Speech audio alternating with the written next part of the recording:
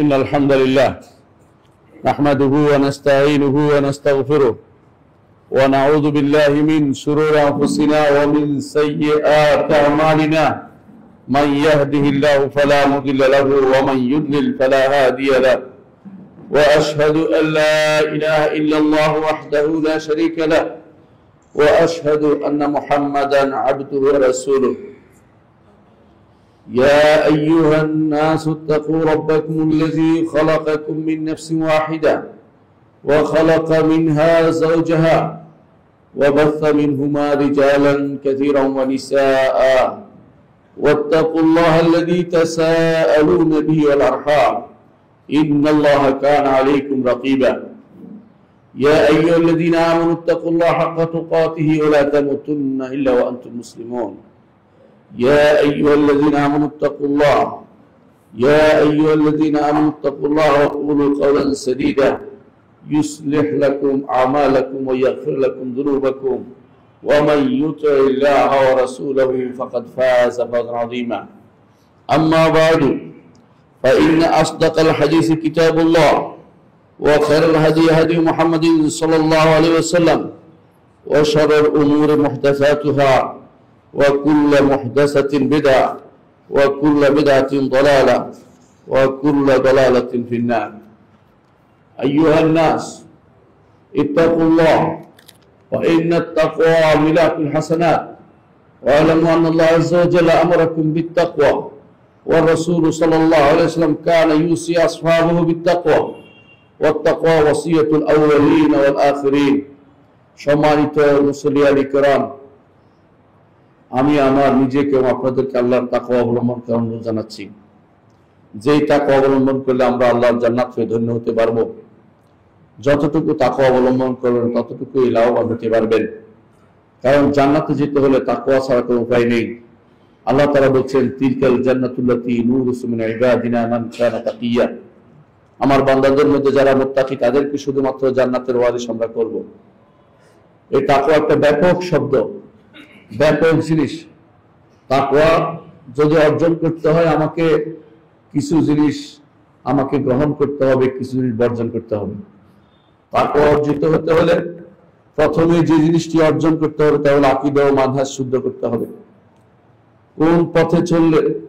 কোন পথে চললে আপনি আল্লাহ এবং তার রাসূলের আল্লাহর সন্তুষ্টি পাবেন এবং রাসূলুল্লাহ সাল্লাল্লাহু আলাইহি ওয়াসাল্লাম আনুগত্য করতে পারবেন সেই পথটির নাম হচ্ছে মানহাজ সেই পথটি যদি কোনো আপনি যথাযথভাবে অনুসরণ না করেন তাহলে আপনি ফেরকা বন্দিতে লিপ্ত হয়ে যাবেন ফেরকা থেকে বাঁচার জন্য যে কোনো ফেরকা থেকে বাঁচার জন্য আপনাকে অবশ্যই ওই পথটি অনুসরণ করতে হবে যেই পথে কোনো ফেরকা নেই যেই পথে কোনো ফেরকা ছিল না আর সেই পথটি হচ্ছে সালাফি পথ এই সালাফি পথে অনুসরণের কোনো বিকল্প নেই মুসলিম বহু রকমের আছে আজ অনেক মুসলিম আছে হাদিস অস্বীকারী আছে অনেক মুসলিম আছে কোরআন অপব্যাখ্যাকারী কোন মুসলিম আছে আল্লাহর সিফাত অস্বীকারী মুসলিম আছে আল্লাহর সিফাতের মধ্যে নিজের পক্ষ থেকে অপব্যাখ্যা অনুপ্রবেশকারী মুসলিমের অভাব নেই এক একজন ইসলামকে এক এক দিকে ব্যাখ্যা করে যাচ্ছে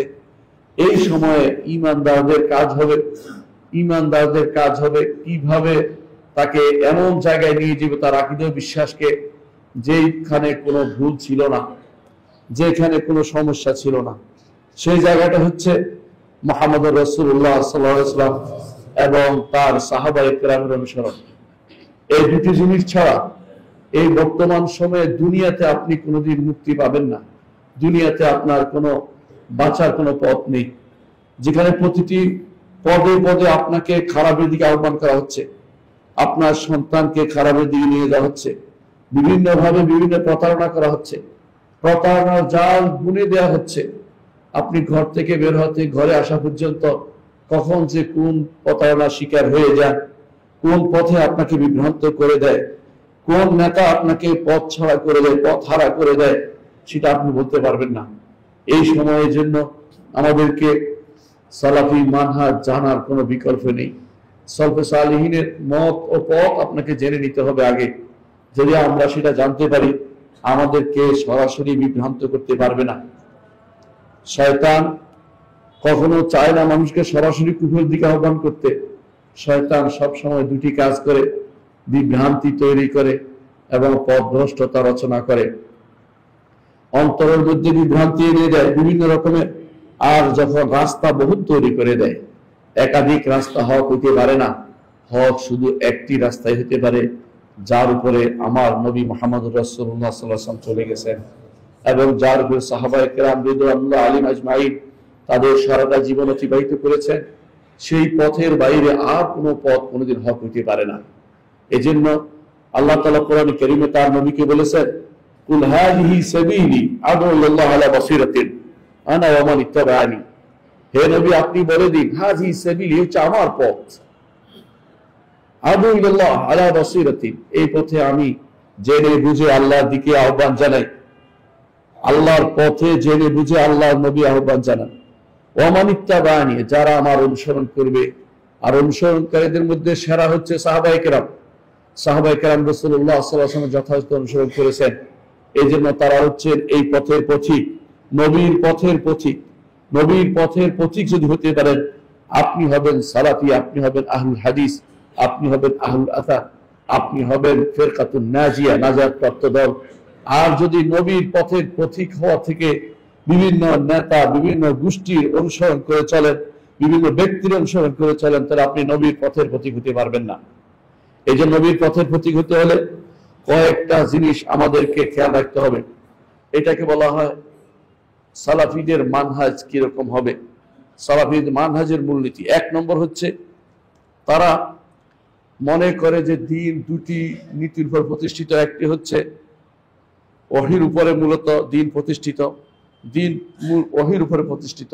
আর ওহীর অর্থই হচ্ছে যে আল্লাহ ব্যতীত কারো ইবাদত করা যাবে না।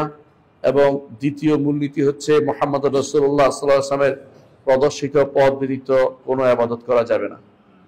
তাহলে প্রথম মূলনীতি হচ্ছে যে আমরা ওহীর অনুসারী। ওহীর অনুসারী ওহীর অনুসারী হতে হলে দুটি কাজ লাগবে, একমাত্র আল্লাহর ইবাদত করতে হবে, আর দ্বিতীয়টি হচ্ছে মুহাম্মদ রাসূলুল্লাহ সাল্লাল্লাহু আলাইহি ওয়াসাল্লামের প্রদর্শিত পথে সে ইবাদত হতে হবে। সে ইবাদত মুহাম্মদ রাসূলুল্লাহ সাল্লাল্লাহু আলাইহি ওয়াসাল্লামের প্রদর্শিত পথে হতে হবে। সালাতের মতো গুরুত্বপূর্ণ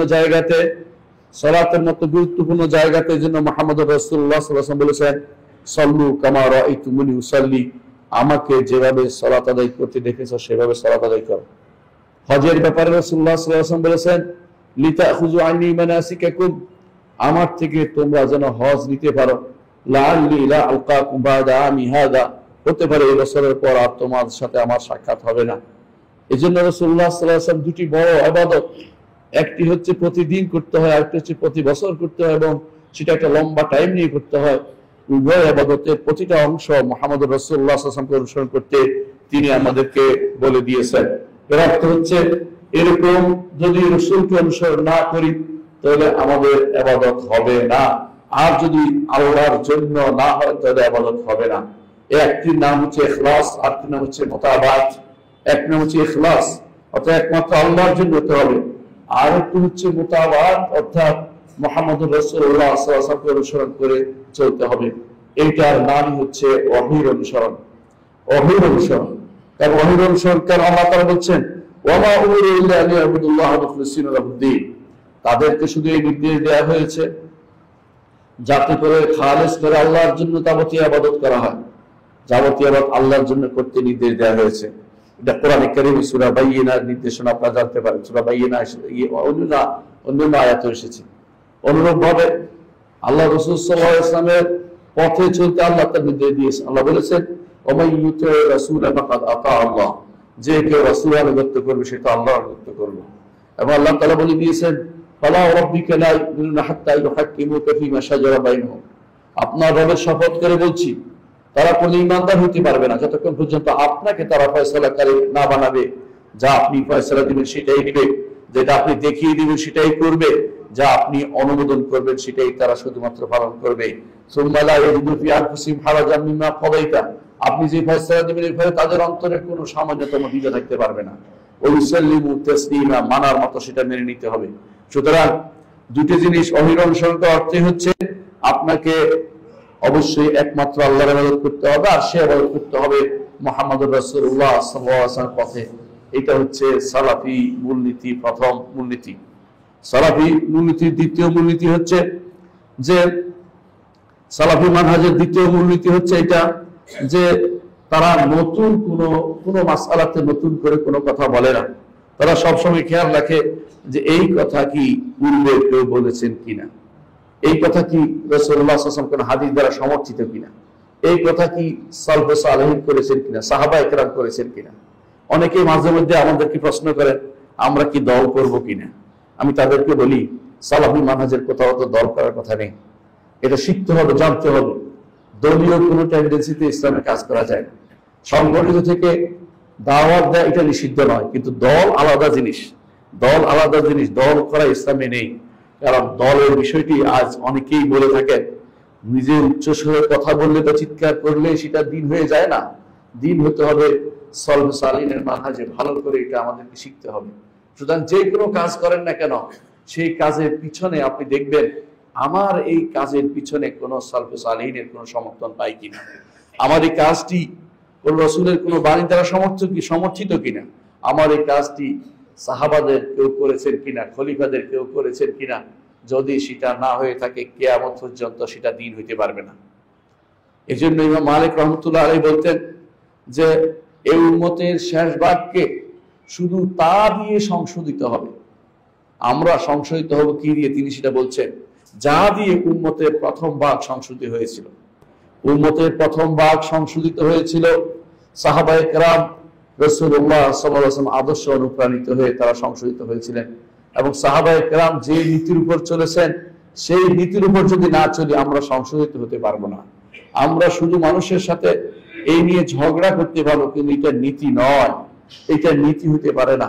যেই কোনো কাজ করবেন কোনোভাবেই সেটা গ্রহণ করবেন না। নতুন কোনো কথা বলা দিন নয়।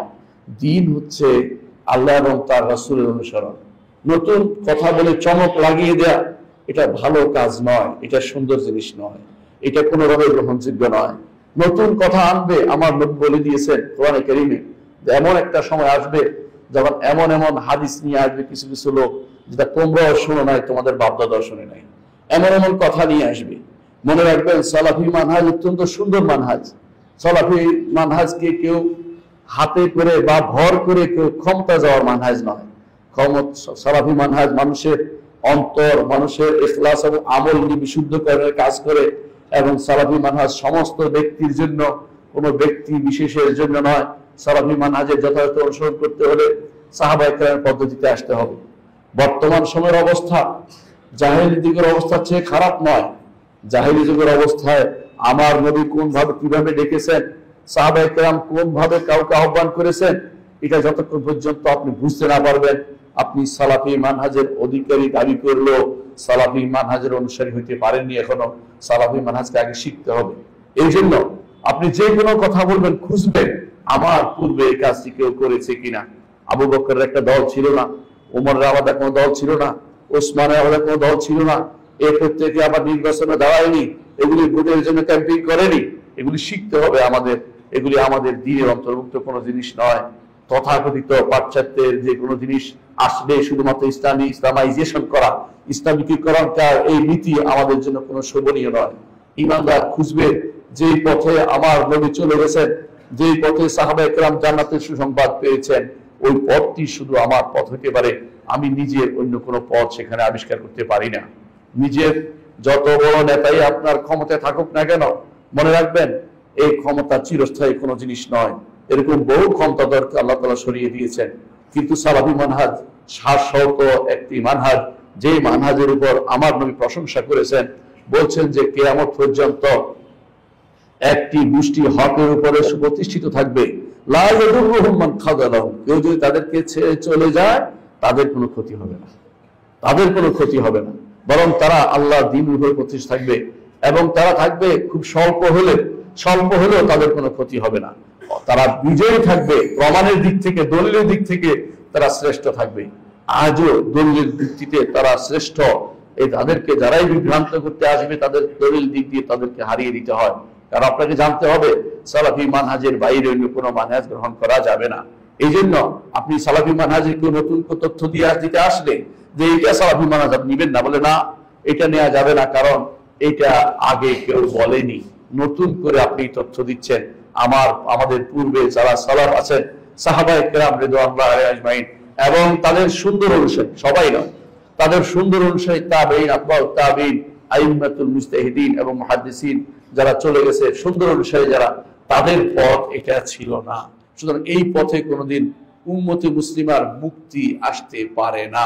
এই পথে বাইরে অন্য কোনো পথ যদি কেউ দেখায়, এই পথের বাইরে চলে, সেই পথ অবশ্যই আপনাকে ছেড়ে দিতে হবে। সেটার নামই হচ্ছে বেদাত, কারণ এটাকে দিন মনে করে করা হচ্ছে, এই জন্য এটা বেদাত। এই জন্য দলীয় টেন্ডেন্সিতে কাজ করা বেদাত ছাড়া কিছু নয়। আর আমার নবী বলেছেন, কুল্লু বিদআতিন দালালাহ ওয়া কুল্লু দালালাতিন ফিন্নার। প্রতিটি নতুন পথেই পথভ্রষ্টতা, এই পথভ্রষ্ট থেকে অবশ্যই আপনাকে বেঁচে থাকতে হবে। আমরা যেখানে ছোটখাটো মাসআলাতে পর্যন্ত রাসূলুল্লাহ সাল্লাল্লাহু আলাইহি ওয়াসাল্লামকে অনুসরণ করি, সেখানে রাষ্ট্রীয় মাসআলা বা ইন্টারন্যাশনাল মাসআলা, আন্তর্জাতিক বিষয়, এগুলি তো আমার নবীকে অনুসরণ করে যেতে হবে। এগুলিকে কোনোভাবে ইগনোর করে কিছু মসজিদে মানি, কিছু বাইরে মানবো, তা সালাফি মানহাজ হতে পারে না। সালাফি মানহাজ অবশ্যই খেয়াল করতে হবে, আমি যা যা করি তাহলে অবশ্যই আমাকে আমার নবীর অনুসরণ করতে হবে প্রতিটি ছোট বড় সবকিছুতে। ইমাম ইবনে কাসির রাহমাতুল্লাহ আলাইহি তার তাফসীরে আফা হুকমাল জাহিলিয়াতি ইয়াবগুন ওয়া মান আহসানু মিনাল হুকমিনাল্লাহ হুকমান লিকাওমি ইউকিনুন, এই আয়াতের তাফসীরে যা লিখেছে একটু পড়ে দেখবেন। আপনাদের কাছে এখন বাংলা আছে তাফসীরটি ইবনে কাসির, সেখানে 50 নম্বর আয়াত সূরা মায়েদার, অবশ্যই সেটা পড়বেন। আফা হুকমাল জাহিলিয়াতি ইয়াবগুন ওয়া মান আহসানু মিনাল্লাহ হুকমান লিকাওমি ইউকিনুন, এই আয়াতের তাফসীরে তিনি উল্লেখ করেছেন যে বাইরে যে সমস্ত আইন বিধান নিয়ে আসছে চেঙ্গিস খান এবং তার দোসররা, তখনকার দিনে চেঙ্গিস খান আসছিল, এখন কারা আসছে? এখন ইউরোপিয়ানরা আসছে, তাদের বিভিন্ন নীতি নিয়ে। কেউ নিয়ে আসছে জাতীয়তাবাদ, কেউ নিয়ে আসছে গণতন্ত্র, কেউ নিয়ে আসছে সমাজতন্ত্র, কেউ নিয়ে আসছে ক্যাপিটালিজম, এক একজন ইজম নিয়ে ভরাই বলছে, অথবা কেউ নিয়ে আসছে তথাকথিত সেকুলারিজম। এই জাতীয় যত রকম ইজম আছে, এগুলি যদি আপনার অন্তর থেকে দূর না করতে পারেন, তাহলে আপনি সালাফি মানহাজের দাবিদার কিন্তু অনুসারী নয়। সালাফি দাবিদার হওয়া এক কথা, আর প্রকৃত অনুসারী হওয়া আরেক কথা। আপনাকে আকীদা এবং মানহাজে, কর্মে, আমলে সব দিক থেকে সালাফি মানহাজে ফিরে আসতে হবে। কোথাও কোনো বিভ্রান্তি হলে একে অপরকে সুন্দর করে বুঝিয়ে দিতে হবে। কিন্তু যদি আপনি আপনার মতকে ভুলের উপর প্রতিষ্ঠিত করেন এবং সেটাকে প্রতিষ্ঠিত করার জন্য যুদ্ধ করেন, আপনাকে বুঝতে হবে আপনি এখনো জাহেলিয়ত ত্যাগ করতে পারেননি।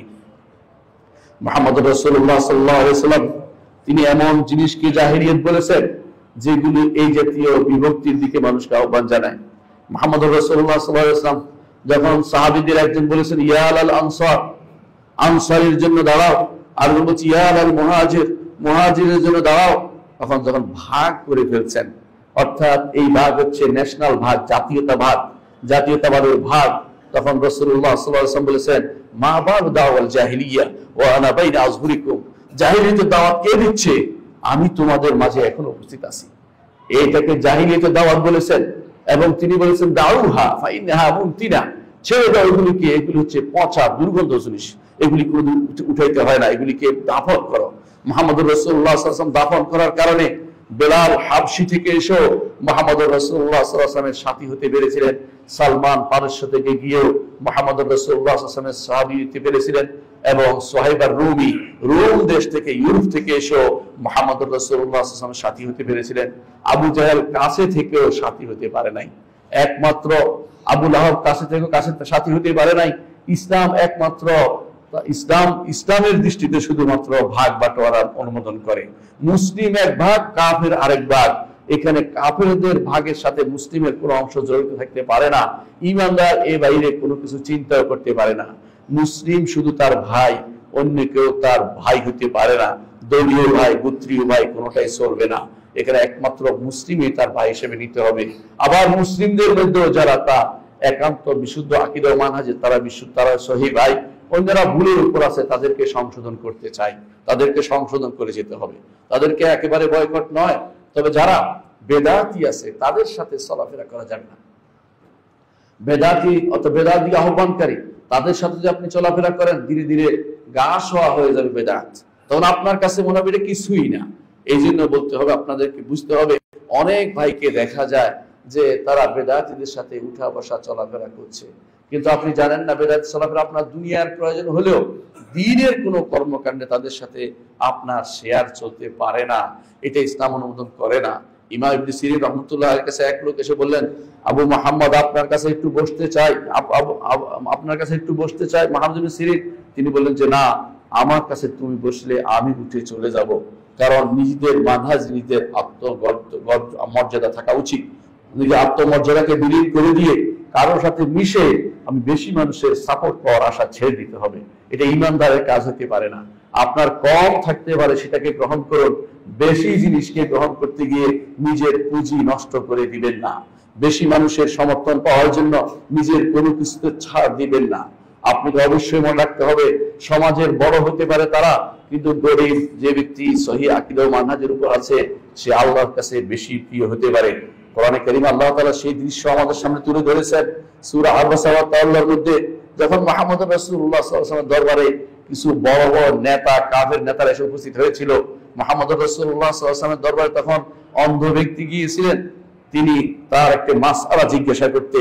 মুহাম্মদ রাসূলুল্লাহ সাল্লাল্লাহু আলাইহি ওয়াসাল্লাম মনে করলেন এই লোক তো পরেও আসতে পারবে, এখন যদি এরা ইসলাম গ্রহণ করে উপকার হবে। আল্লাহ তাআলা ওই লোককে ফিরিয়ে দেওয়া পছন্দ করেননি, অন্ধ সাহাবীকে ফিরিয়ে দেওয়া পছন্দ করেননি। তিনি আয়াত নাযিল করলেন, আবাসা ওয়া তাওয়াল্লা আন জাআহুল আ'মা ওয়া মা ইউদরিকা লাআল্লাহু ইয়াযাক্কা আও ইয়াযাক্কারু ফাতানফা'ু যিকরা আম্মা মান ইসতাগনা ফাআনতা লাহু তাসাদ্দা ওয়া মা আলাইকা আল্লা ইয়াযাক্কা ওয়া আম্মা মান জাআকা ইয়াসা ওয়া হুয়া ইয়াখশা ফাআনতা আনহু তালাহা। অর্থাৎ অবশ্যই আপনাকে গুরুত্ব দিতে হবে সালাফি আকীদা ও মানহাজের অনুসারীদের ব্যাপারে। অন্যদের ব্যাপারে দাওয়াত দিয়ে রাখবেন, কিন্তু না মানলে আপনার কিছু যায় আসে না। দাওয়াত দেওয়ার ক্ষেত্রে সুন্দর করে দিবেন। আল্লাহ তাআলা যেভাবে বলেছেন, উদউ ইলা সাবিল রাব্বিকা বিল হিকমাতি ওয়াল মাউইজাতিল হাসানা ওয়া জাদিলহুম বিল্লাতী হিয়া আহসান, সেভাবে তাদেরকে দাওয়াত দিবেন। কিন্তু কোনোভাবেই দাওয়াতের ক্ষেত্রে ছাড় দিয়ে দাওয়াত চলে না, কারণ আমি যতটুকু ছাড় দেবো ততটুকু আকীদা ও মানহাজকে ছাড় দেব। আর তারা যদি ছাড় দেয়, তারা দিতে পারে বেদাত ছাড়তে পারে, আমি আমার অংশ কেন ছেড়ে দেবো? আমারটা তো দিন, আমারটা আমি ছাড়তে পারি না। এই জন্য আকীদা ও মানহাজের দাওয়াতের ক্ষেত্রে অবশ্যই সর্বদা নীতি অবলম্বন করবেন, আমার পূর্বে কেউ কাজটি করেছে কিনা। যে কোনো কাজ করবেন চিন্তা করবেন যে আমি এই কাজটি নতুন করে করব না, অবশ্যই আমার একটা সালাফ থাকতে হবে, সালফে সালেহ নীতির বাইরে আমি চলতে পারি না। 3 নম্বর আকীদা মানহাজের কাজ হচ্ছে যে যারা আল্লাহর দ্বীনের আল্লাহ তাআলা যাদেরকে আপনার উপর শাসক নিযুক্ত করেছেন, তাদের ব্যাপারে কোনো রকমের বাড়াবাড়ি বা ছাড়াছাড়ি কোনোটাই করা যাবে না। তারা যদি কোনো হকের উপর থাকে, হকের কথা বলে সমর্থন করবেন, না হকের কথা বললে সমর্থন করবেন না। শুধু শুধু অনুমোদন করে শুধু শুধু প্রশংসা গাওয়া ঠিক নয়। আপনার বন্ধুরা যদি সেখানে কোনো কাজ করে, যতটুকু হালাল করতে পারবে ততটুকু করবে, যেটুকু হারাম তারা করবে এগুলো প্রতিবাদ করবে, না পারলে অন্তত সেই কাজ থেকে বিরত থাকতে হবে। তবে যে কাজটি করা যাবে না সেটা হচ্ছে বিদ্রোহ করা যাবে না, কোনোভাবেই বিদ্রোহ করা ইসলাম অনুমোদন করে না। বিদ্রোহের বহু প্রকার আজ আবিষ্কার হয়েছে, এই নতুন আবিষ্কার জিনিসগুলো থেকে দূরে থাকতে হবে। 4 নম্বর কাজ হচ্ছে নিজেকে এবং অন্যদেরকে সংশোধন করতে হবে। নিজেকে এবং অন্যদেরকে সংশোধন করতে হবে। দেখুন আল্লাহ তাআলা কোরআনে কারীম বলেছেন, কু আনফুসাকুম ওয়া আহলিকুম নারা, নিজেকে বাঁচাও এবং পরিবারকে বাঁচাও। এবং পরিবারকে বাঁচার পরে নিজের অধীনস্থ তাদেরকে বাঁচানোর অধিকার, তাদেরকে দায়িত্ব আপনার উপরও আছে। আপনার ঘরে যদি অন্যায় হয়, তাহলে আশেপাশে আপনার ঘরে অন্যায় হলে আপনি বাইরে যতই আপনি আলোচনা করেন, যতই আপনি কথা বলেন, আপনার এইটা প্রভাব মানুষের অন্তরে পড়বে না, কারণ আপনি নিজেকে এখনো প্রতিষ্ঠিত শুদ্ধ করতে পারেননি। নিজেকে শুদ্ধ করবেন, এটা হচ্ছে মানহাজ আহলুস সুন্নাত ওয়াল জামাতের আকীদার মানহাজ, মূলনীতি, যে এগুলিকে নিজেকে শুদ্ধ করবেন, অন্যকে শুদ্ধ করবেন। সরাসরি রাষ্ট্রের আক্রমণে যারা যায় বেশিরভাগই তারা খারেজি মানহাজের লোক। আপনাকে আগে নিজে এবং পরিবারকে বাঁচাতে আল্লাহ তাআলা বলেছেন, এরপরে যদি আপনার সেই সামর্থ্য থাকে তখন শুধুমাত্র সেটার পরিবর্তনের চেষ্টা আপনি করবেন না, আল্লাহ আপনাকে পাকড়াও করবেন না। যেটুকু আল্লাহ দায়িত্ব দেন না, এই নিয়ে নিজের উপর জোর করে দায়িত্ব নিয়ে আসা শরীয়ত বলে না। আপনাকে যেমন হজ করতে আপনার টাকা জোগাড় করতে বাধ্য করতে বলে না, টাকা হলে হজ করতে বলে। তেমনি ভাবে রাষ্ট্রের খারাপ জায়গা যদি পরিবর্তন করা আপনার হাতে না থাকে, জোর করে আপনি সেটার জন্য দায়িত্ব কাঁধে নিবেন না। যেটুকু আপনার হাতে আছে শুধু ওটুকুই আপনি করেন, আপনার অধীনে যেগুলো আছে সেগুলো করেন। এর বাইরে শুধু দাওয়াত দিতে পারেন, হকের দাওয়াত পৌঁছে দেন, হকের দাওয়াত বলে দেন। এটা শিরক, এটা কুফর, এটা নিফাক। আপনারা না বললে কেউ বলবে না, কারণ অন্যরা আকীদা জানেই না। এদের কাছে শিরক যেমন, এদের কাছে তেমনি তাওহীদ তেমন, এদের কাছে সুন্নাত যেমন, বিদআত তেমন। তো আপনারা যদি দাওয়াতের ক্ষেত্রে বন্ধ করে দিয়ে যদি আপনারা রাষ্ট্রের সাথে আপনার সাংঘর্ষিক অবস্থানে যান, তাহলে দাওয়াত কে দিবে? এই জন্য আহলে সুন্নাত ওয়াল জামাতের আকীদা ও মানহাজ, সালাফিদের আকীদা ও মানহাজ কখনো এটা নয় যে তারা নিজেকে সংশোধন বাদ দিয়ে, পরিবারকে সংশোধন বাদ দিয়ে, নিজের অধীনস্থদের সংশোধন বাদ দিয়ে বড় জায়গাতে সংশোধনের চিন্তা করে বসে থাকা। এটা আহলে সুন্নাত ওয়াল জামাতের আকীদা ও মানহাজ নয়। এই জায়গাটুকু শিখতে হবে, জানতে হবে। যতক্ষণ পর্যন্ত আপনার সন্তানরা এটা না জানবে, ততদিন বিভ্রান্ত হবে। তাদেরকে অনেকেই টেনে নিবে বিভিন্ন জায়গাতে। কেউ তখন ভোটের রাজনীতি আপনাকে নিয়ে যাবে, কেউ তখন ক্ষমতার রাজনীতি আপনাকে নিয়ে যাবে, কেউ আপনাকে বিভ্রান্ত করে আপনার সন্তানকে বিভ্রান্ত করতে পারে। এই জন্য এটা শিখাতে হবে যে প্রথম দায়িত্ব হচ্ছে নিজেকে বাঁচানো, দ্বিতীয় দায়িত্ব হচ্ছে পরিবারকে বাঁচানো। এই পরিবার বলতে যে যার দায়িত্বে আছে অতটুকু তাকে সেখানে ইসলামকে প্রতিষ্ঠিত করতে হবে। আমাদের অনেকেই ইসলাম প্রতিষ্ঠার জন্য উঠে পড়ে লেগে থাকি, কিন্তু অনেকেই জানেন যে এই গলির মুখে যদি কোনো একটা সন্ত্রাসী দাঁড়িয়ে যায়, আপনি চুপ মেরে বসে যাবেন। অর্থাৎ আপনার ক্ষমতা কিন্তু সীমিত। সুতরাং সীমিত ক্ষমতা নিয়ে আপনি অকারণে নিজেকে অন্য জায়গাতে নষ্ট করবেন না। যেটা দরকার সেটা হচ্ছে নিজেকে বাঁচানো এবং পরিবারকে বাঁচানো। যতটুকু আপনার অধীনস্থ যারা আছে তাদেরকে বাঁচানো, এইটুকু আপনার জন্য যথেষ্ট। এর বাইরে কোনোদিন আপনার ক্ষমতা হলে, কোনো দায়িত্বপ্রাপ্ত হলে সেখানে আপনাকে সংশোধন করতে হবে। শুধু হানাহানি মারামারি করা ইসলাম অনুমোদন করে না। যেখানে সেটা হয়েছে সেখানে ক্ষতি হয়েছে। দেখুন ওসমান রাদিয়াল্লাহু আনহুর বিরুদ্ধে যারা দাঁড়িয়েছে, তারা কি নিয়ে দাঁড়িয়েছিল? তারা দাঁড়িয়েছিল যে ইনসাফ করতে হবে, আমাদেরকে ওই দিতে হবে, ওই দিতে হবে, শুধু দাবি দেওয়া। তারা কিন্তু ওসমান রাদিয়াল্লাহু ব্যক্তি সত্তার উপর আঘাত করেনি, দাবি দেওয়া নিয়ে এসেছে। অনেক দাবি শুদ্ধ হতে পারত, কিন্তু সাহাবায়ে কেরামের কেউ তাদের সাথে একমত হয়নি। কারণ তারা জানে যে এই পদ্ধতি পরিবর্তনের পদ্ধতি নয়, এই পদ্ধতি সঠিক কাজ নয়। কারণ যদি ইসলাহ করতে হয়, একান্তে বলতে হয়, অথবা হকটা বলতে হয়, যাতে করে এই হক এমন জায়গায় বলতে হয় এটা প্রশাসনের কানে যাবে, তারা নিজেরা গুছিয়ে নিবে, সংশোধন করে নিবে। আপনি জোর করে কিছু আদায় করতে পারবেন না। জোর করে আদায় করলে আরেকজন এসে জোর করে সেটা পরিবর্তন করে নিবে। অন্তরের কানা, অন্তরের মধ্যে যদি সেটা যেন পরিবর্তন হয়ে যায়, অবশ্যই সেই ব্যক্তি আর সেটা পরিবর্তন না করে থাকতে পারবে না। আপনি যদি কোনো দাড়ি রাখার ব্যাপারে আপনার শিওর হচ্ছে যে দাড়ি রাখা হচ্ছে অবশ্যই রাসূলুল্লাহ সাল্লাল্লাহু আলাইহি ওয়াসাল্লাম যেটাকে ওয়াজিব করে দিয়েছেন, ওয়াজিব, এটা করতেই হবে। এখন আর আপনার জন্য আমার পাহারা বসাতে হবে না, ওই সেলুনকে মানা করতে হবে না, সেলুন তুমি রাখিও না, সেলুন বন্ধ করতে হবে না, বরং আপনি দাড়ি কামাবেন না, সেলুন চুল কাটার জন্য শুধু ব্যবহৃত হবে। এই জন্য আপনাকে জানতে হবে যে আপনাকে অন্তরের ভিতরে ঢুকিয়ে দেওয়ার দায়িত্ব, অন্তরের ভিতরে দাওয়াতটা পৌঁছে দেওয়ার দায়িত্ব হচ্ছে সালাফি মানহাজের লোকদের। সেটাকে জোর করে প্রতিষ্ঠিত করার দায়িত্ব সালাফি মানহাজ কোনোদিন নেয় না। সেটা হচ্ছে সালাফি মানহাজে যদি কেউ শাসক এসে যায়, তারা শুধুমাত্র সেটা করতে পারে। অন্যদেরকে আমি আমার মানহাজ প্রবর্তনের কথা বললে অরণ্য রোদন ছাড়া কিছুই নয়। এই জন্য আমাদেরকে দাওয়াতের কাছ থেকে পিছপা হলে আমরা আসলে সঠিক মানহাজে থাকতে পারিনি। এ হচ্ছে সালাফি মানহাজের কিছু মূলনীতি আমি বর্ণনা করলাম। সালাফি মানহাজের যে কয়েকটি বিষয়, এই মূলনীতি ঠিক রাখতে হলে কয়েকটি জিনিস আমাদেরকে জানতে হবে। মোট 10টি জিনিস আমি আলোচনা করবো সংক্ষেপে ইনশাআল্লাহ। 1 নম্বর হচ্ছে সালাফি মানহাজের উপর টিকে থাকতে হলে আপনাকে কোরআন এবং সুন্নাত, কোরআন এবং সহিহ সুন্নাত, কোরআন এবং সহিহ সুন্নাত যাবতীয় ভাষ্যের উপর ঈমান আনতে হবে এবং মেনে নিতে হবে এবং সম্মান করতে হবে। 1 নম্বর নীতি হচ্ছে কোরআন এবং সহিহ সুন্নাত যাবতীয় ভাষ্যের উপর ঈমান আনতে হবে, মেনে নিতে হবে এবং সম্মান করতে হবে। একটি উদাহরণ দিব, সেটা হচ্ছে রাসূলুল্লাহ সাল্লাল্লাহু আলাইহি ওয়াসাল্লাম বলেছেন, মাছির এক ডানাতে রোগ আছে, আরেক ডানাতে আরোগ্য আছে। সে যেটা রোগ আছে এটাকে সবসময় আগে ঢুকাই দিতে চেষ্টা করে। এই জন্য যদি মাছি কারো খাবারে পড়ে, কোনো পানিতে পড়ে যায়, রাসূল বলেছেন সেটাকে ডুবিয়ে ফেলতে হবে, যাতে করে দুইটা সমান হয়ে যায়, রোগ আর আরোগ্য একরকম হয়ে যায়। আপনি বড় ডাক্তার, আপনি খুঁজে পাচ্ছেন না, এটা কোনো মিল খুঁজে পাচ্ছেন না, আপনার মনে সন্দেহ আসলো, আপনার ঈমান নাই, আপনার ঈমান নাই, শেষ হয়ে গেছে।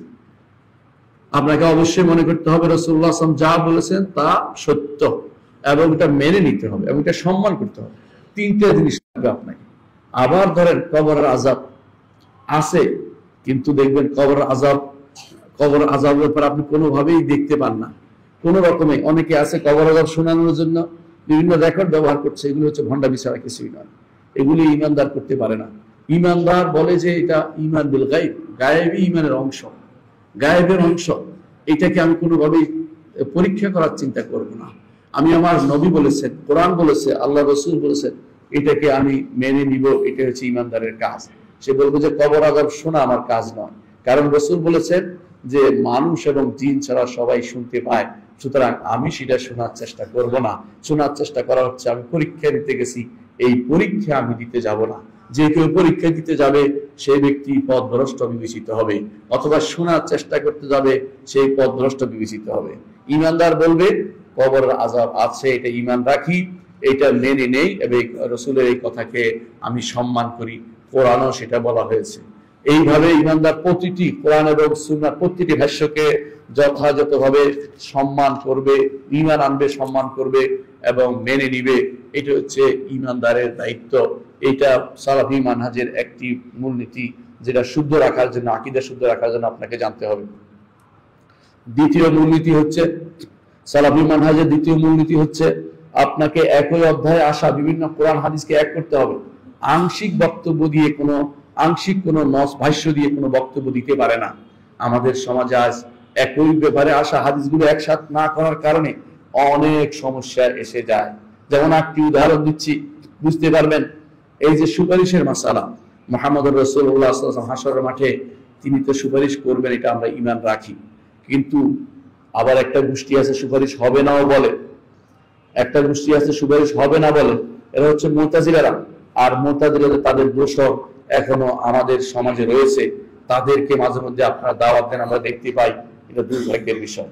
আবার দেখা যায় আরেকটা গোষ্ঠী আছে যার সুপারিশ হবে কোনো শর্তবিহীন বলে, তাদের সুপারিশের জন্য তারা কবরের কাছে গিয়ে সুপারিশ চাচ্ছে, রাসূলের কাছে গিয়া মদিনায় গিয়ে সুপারিশ চেয়ে বসতেছে।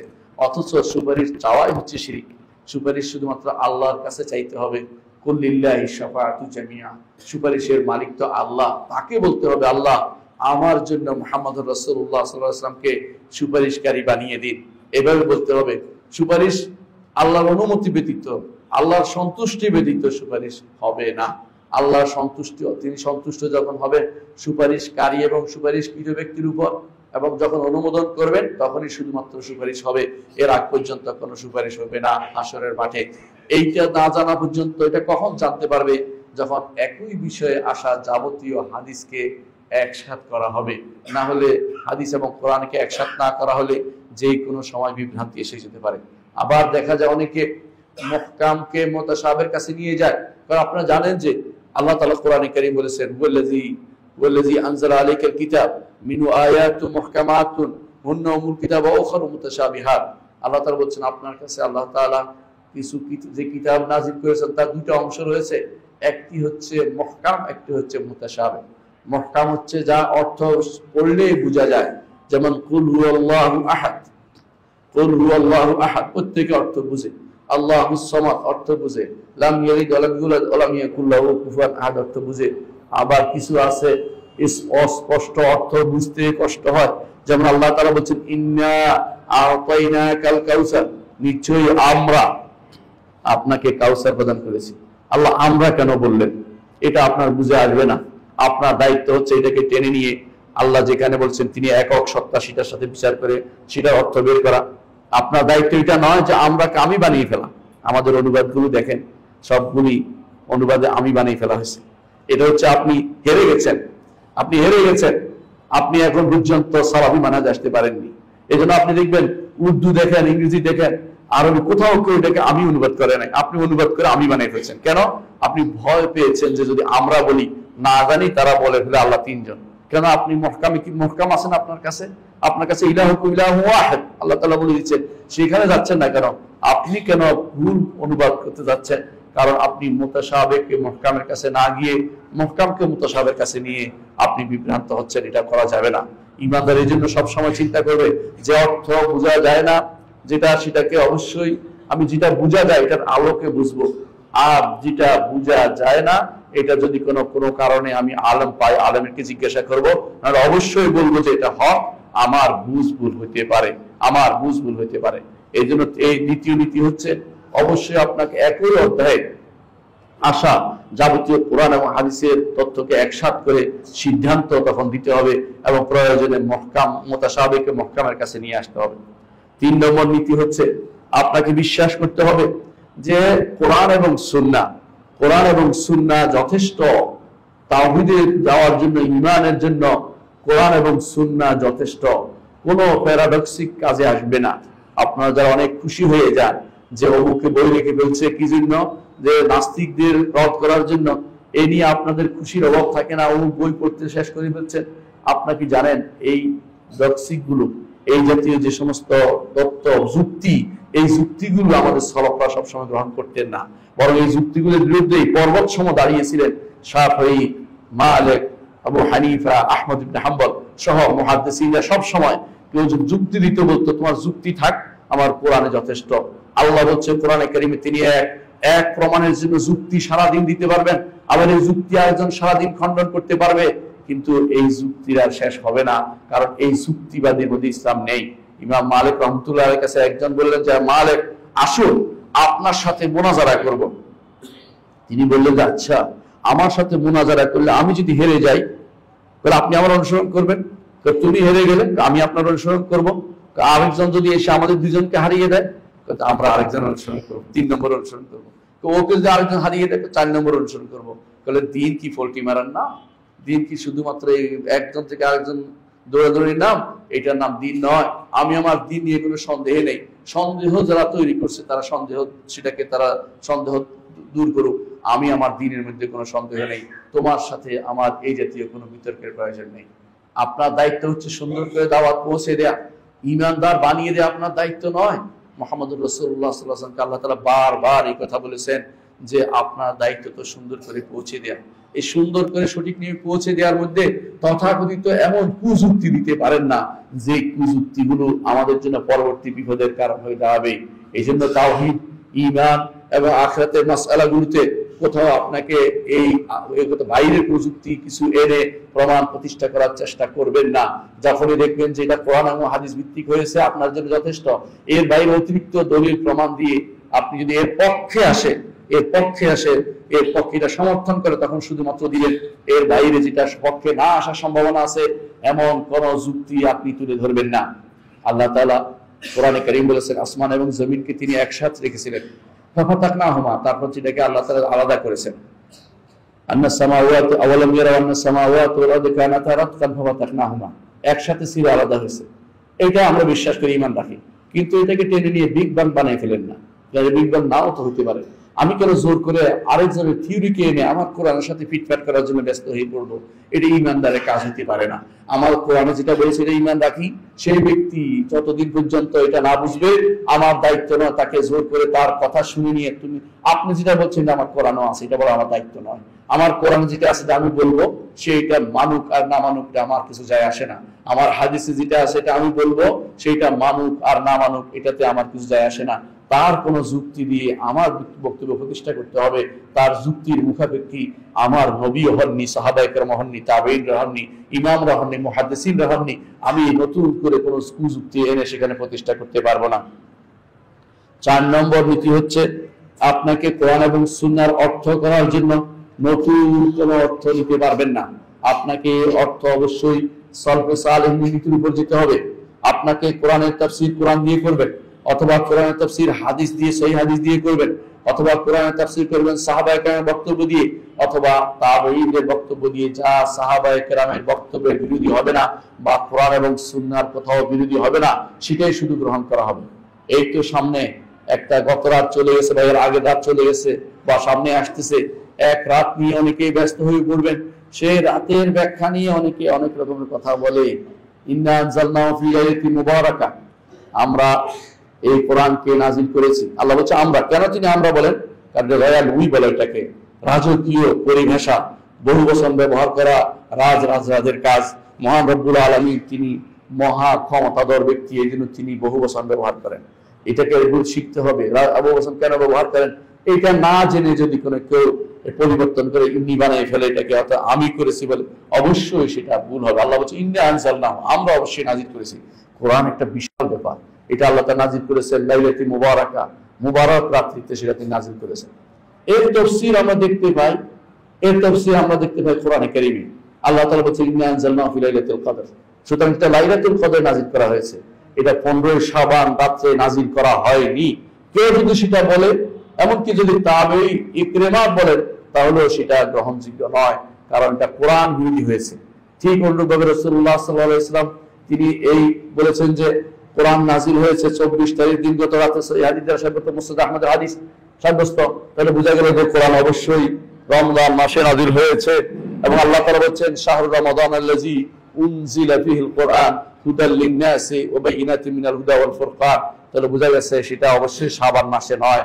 সুতরাং ইকরিমা তিনি একজন তাবেঈ ছিলেন, তাবেঈ হওয়ার পরেও তার বক্তব্য আমাদের কাছে গ্রহণযোগ্য হচ্ছে না। তাহলে দুনিয়ার অন্যদের বক্তব্য কেন গ্রহণযোগ্য হবে? যেখানে সাহাবায়ে তাবেঈন, সাহাবাদের পরেই তাবেঈদের স্থান, তাদের কারো কারো বক্তব্য আমাদের কাছে গ্রহণযোগ্য হচ্ছে না। তাহলে বুঝতে হবে যে সালাফি মানহাজের নীতি হচ্ছে এটা, যে ব্যাখ্যা নিতে হলে অবশ্যই সালফে সালিহিনের ব্যাখ্যা নিতে হবে, কোরআন এবং সুন্নাহর নিজের মন মতো ব্যাখ্যা চলবে না। তেমনি ভাবে সালফে সালিহিনের নীতি বিরুদ্ধ কোন ব্যক্তি বিশেষের ব্যাখ্যা সেখানে চলবে না। ইস্তাওয়া শব্দের অনুবাদ করেছে ইবনে আব্বাস থেকে আসছে, মুজাহিদ থেকে আসছে, যে তারা অনুবাদ করেছেন, আবু আলিয়া থেকে আসছেন, এই তারা অনুবাদ করেছেন ইস্তাওয়া অর্থ হলো উপরে উঠা, আর রহমান আলা ইস্তাওয়া, রহমান আরশের উপর উঠেছেন, এই অনুবাদ করেছে। এখন যদি কেউ এসে বলে রহমান আরশ দখল করেছে, অথবা আরশে তিনি মালিক হয়েছে, অর্থাৎ তিনি আরশের উপরে বসেছে, কোনোটাই শুদ্ধ নয়। কারণ এগুলো আল্লাহ এবং তার রাসূলও বলেন নাই, কোরআনও বলে না, হাদিসও বলে না, সাহাবীরাও বলে না, তাবেঈরাও বলে নাই।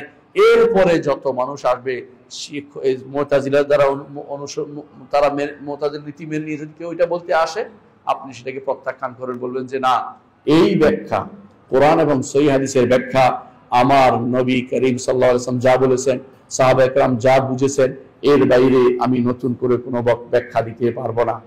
চিন্তা করে দেখুন, একবার মুহাম্মদ রাসূলুল্লাহ সাল্লাল্লাহু আলাইহি ওয়াসাল্লাম এক সাহাবীকে বলেছিলেন যে গত রাত্রিতে তোমার কর্মকাণ্ড দেখে, তোমাদের দুজনের কর্মকাণ্ড দেখে আল্লাহ তাআলা হেসেছেন। গত রাত্রিতে তোমাদের দুজনের কর্মকাণ্ড দেখে আল্লাহ তাআলা হেসেছেন। কি কর্মকাণ্ড সেটা ব্যাখ্যা আমি দিতে যাব না।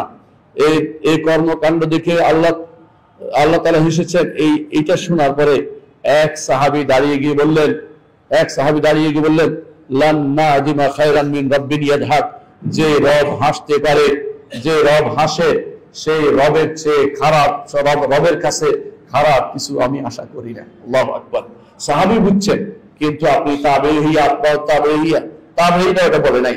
আতবাউ তাবেঈদের পরে এসে 300 হিজরির পরে এসে আপনার মনে হলো আল্লাহ হাসেন কি করে? আল্লাহ হাসবেন না। আপনার অস্বীকার করলেন, অর্থ হচ্ছে আপনি সালফে সালেহিনের কথা, কোরআন এবং সুন্নাহর ব্যাখ্যা, সালফে সালেহিনের ব্যাখ্যা নেননি, নিজের মন মতো ব্যাখ্যা দাঁড় করিয়েছেন। এই জন্য অবশ্যই কোরআন এবং সুন্নাহর ব্যাখ্যার জন্য সালফে সালেহিন অনুসরণ করতে হবে। যদি সালফে সালেহিন অনুসরণ না করেন, তাহলে আপনি সালাফি নিজের নাম লিখে বললেও আপনি সালাফি হবেন না। সালাফি মানহাজের নাম, বংশের নাম নয়, বা নিজের কোনো গোত্রের নাম হতে পারে না। এটা অবশ্যই হবে মানহাজের নাম, অনুসরণের নাম, মানার নাম, জানার নাম। না জেনে তথাকথিত দাবি করলে কাজ হবে না, আপনাকে পড়তে হবে, জানতে হবে। এই জন্য সালাফি মানহাজ ইলমি মানহাজ। সালাফি মানহাজের গোড়াতে আছেন রাসূলুল্লাহ সাল্লাল্লাহু আলাইহি ওয়াসাল্লাম, মাঝে আছেন ইমাম বুখারী রাহমাতুল্লাহ আলাইহি, আজ পর্যন্ত মুহাদ্দিসিনরা যারা হাদিসের অনুসরণ করে তারাই হচ্ছে সালাফি মানহাজের অনুসারী। 5 নম্বর নীতি হচ্ছে আপনাকে অবশ্যই সালাফি মানহাজের থাকতে হলে 5 নম্বর যে কাজটা করতে হবে, কোরআন সুন্নাহর প্রকাশ্য অর্থ করতে হবে, অপ্রকাশ্য গোপন অর্থ করা যাবে না। গোপন অর্থ করা যাবে না। যে ব্যাখ্যা রাসূল সাল্লাল্লাহু আলাইহি ওয়াসাল্লাম দিয়েছেন, সাহাবায়ে কেরাম দিয়েছেন, প্রকাশ্য অর্থ বোঝা যায়, কিন্তু আপনি গোপন অর্থ অপব্যাখ্যা দাঁড় করাবেন, সেটা হতে পারে না। যখন আল্লাহ তাআলা বলেছেন যে আসমান এবং আল্লাহ রাসূল সাল্লাল্লাহু আলাইহি ওয়াসাল্লাম বলেছেন আসমান এবং জমিন সবকিছু আল্লাহর হাতে একটি সরিষার মতো, এত ছোট, সরিষা দানার মতো ছোট। আপনি হাতে বিশ্বাস করেন, এখানে আল্লাহর ক্ষমতা বিশ্বাস করেন না। আল্লাহ তাআলা বলেছেন যে ইবলিস তোমাকে কে বাধা দিয়েছে? আমি যাকে নিজ দুই হাতে সৃষ্টি করেছি, অর্থাৎ আদম আলাইহিস সালাতু ওয়াস সালামকে তাকে সিজদা করতে তোমাকে কে বাধা দিল? এখানে হাতেই বলুন, এখানে শক্তি বলেন না। এখানে শক্তি বলতে পারবেন না, অপব্যাখ্যা দাঁড় করতে পারবেন না। যেভাবে আছে সালাফরা কিভাবে ব্যাখ্যা করেছেন জেনে প্রকাশ্য অর্থ করবেন, অপ্রকাশ্য বানানো অর্থ সেখানে তৈরি করবেন না। 6 নম্বর নীতি হচ্ছে, সালাফি মানহাজের নীতি হচ্ছে যে আকল এবং নকলের মধ্যে কোনো বিরোধ হয় না, অর্থাৎ আপনার বিবেক এবং কোরআন এবং সুন্নাহর মধ্যে পরস্পর বিরোধী কিছু হইতে পারে না। যদি কোনোদিন দেখা দেয় এরকম বিরোধ, তখন নিজের বিবেককে আপনি বলবেন যে আমার বিবেকের সমস্যা আছে, আমার বিবেকের সমস্যা এটা, কোরআন এবং সুন্নাহ হক, কোরআন এবং সহিহ সুন্নাহ হক, বিবেককে আমি প্রাধান্য দিব না, কোরআন এবং সহিহ সুন্নাহর কথাই আমি মাত্র শুনতে পাবো, অন্য কিছুকে আমি প্রাধান্য দিব না। ইমানদার এই জন্য নীতি যেটা অনুসরণ করবে, সালাফি নীতি অনুসরণ করতে হলে আপনাকে অবশ্যই কোরআন এবং সুন্নাহকে প্রাধান্য দিতে হবে। নিজের যুক্তির উপরে, নিজের যে কোনো মতবাদের উপরে, যে কোনো মতবাদের উপরে কোরআন এবং সুন্নাহকে প্রাধান্য দিতে হবে। 7 নম্বর নীতি হচ্ছে যে কোনো শব্দ, অর্থ এবং শব্দ সর্বদিক থেকে মিল করা গেলে সেখানে কোনোভাবে শুধু অর্থ নেওয়া যাবে না। সেটা কি করে? আমাদের আশেপাশের বন্ধুরা অনেকে আছে যারা আশারি মাতুরিদি আছে, এরা আল্লাহর কোরআনকে বলে কোরআন হচ্ছে অর্থের নাম, কোরআন নাকি শব্দের নাম নয়। অর্থাৎ আলিফ লাম মিম যালিকাল কিতাব, এটা কোরআন না, কোরআন হচ্ছে আলিফ লাম মিম, ভিতরে যে অর্থ আছে সেটা হচ্ছে কোরআন। নাউজুবিল্লাহ। কেউ যদি সেটা বলে সে ঈমানদার নয়, আপনারা জানেন, কিন্তু তারা গোপন করে, সেটা প্রকাশ্যে অনেকে বলতে চায় না। এখন দেখি অনেকেই প্রকাশ্যে বলা আরম্ভ করে দিয়েছে। তারা বলে আমাদের কাছে আরবিতে যে কোরআন আছে এটা নাকি কোরআন না। এরকম কেউ আমরা বলবো না, আমরা বলবো আল্লাহর পক্ষ থেকে যা এসেছে, রসুলের কাছ থেকে যা এসেছে, এটাই ওয়াহি, এটাই বাণী, এটা অর্থ বুঝি, আমরা শব্দও মানি, কোনটাকে অর্থ মানলাম শব্দ মানলাম না, এমন কিছু নয়। বরং আমরা এটাও বলি যে রাসূলুল্লাহ সাল্লাল্লাহু আলাইহি ওয়াসাল্লাম আল্লাহর পক্ষ থেকে যে হাদিসে কুদসির কথা আলোচনা করেছেন, হাদিসে কুদসিও আল্লাহর বাণী, হাদিসে কুদসিও আল্লাহর বাণী, শব্দ আল্লাহর, অর্থ আল্লাহর, তবে সেটা কোরআন নয়। পার্থক্য হচ্ছে কোরআন আলাদা, হাদিসে কুদসি আলাদা। কোরআন দিয়ে সালাত আদায় করা যায়, কোরআনে 1 হরফে 10 নেকি, হাদিসে কুদসিতে 1 হরফে 10 নেকি, না সালাত নয়। তবে হাদিসে কুদসি অবশ্যই আল্লাহর বাণী, শব্দ আল্লাহর, অর্থ আল্লাহ। আর হাদিস হচ্ছে আল্লাহ তাআলার পক্ষ থেকে অর্থ, আর মুহাম্মদুর রাসূলুল্লাহ সাল্লাল্লাহু আলাইহি ওয়াসাল্লামের পক্ষ থেকে সেটা শব্দ। এবং এই শব্দের মধ্যে পরিবর্তন অনুমোদন নয়, শব্দের মধ্যে পরিবর্তন কোনোদিন করতে পারবেন না। শব্দ যেটা আসছে ওটা রাখতে হবে। যে রাসূলুল্লাহ সাল্লাল্লাহু আলাইহি ওয়াসাল্লাম একদিন তিনি যখন এক সাহাবীকে দোয়া শিক্ষা দিচ্ছেন, দোয়ার মধ্যে রাসূল বললেন যে ওয়াবি নবিয়িকাল্লাযী আরসালতা, সাহাবী বললেন নবী রাসূলিকাল্লাযী আরসালতা, রাসূল বললেন না, তুমি বলো ওয়াবি নবিয়িকাল্লাযী আরসালতা, আর আপনার নবী যে যাকে আপনি পাঠিয়েছেন তিনি শব্দ পরিবর্তনকে রাসূলুল্লাহ সাল্লাল্লাহু আলাইহি ওয়াসাল্লাম অনুমোদন করেননি। সুতরাং সেটাও আমাদেরকে মেনে নিতে হবে।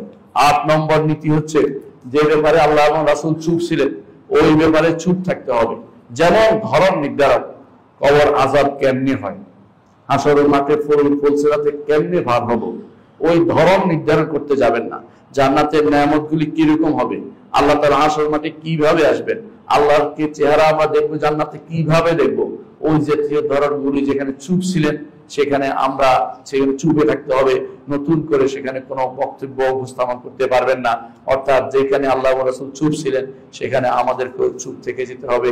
মনে রাখতে হবে এগুলোতে যেহেতু গায়েবী জায়গা, সেখানে আমি শত চেষ্টা করে নতুন কোনো তথ্য দিতে পারবো না, নতুন কোনো তথ্য দিতে আমি বিভ্রান্তিতে পতিত হব।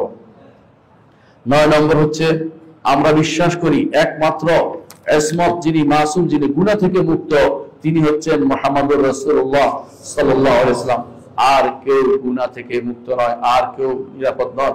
অর্থাৎ প্রত্যেকেরই ভুল হতে পারে, প্রত্যেকেরই শুদ্ধ হতে পারে, দুটাই হতে পারে, একমাত্র মুহাম্মদুর রাসূলুল্লাহ সাল্লাল্লাহু আলাইহি ওয়াসাল্লাম ছাড়া।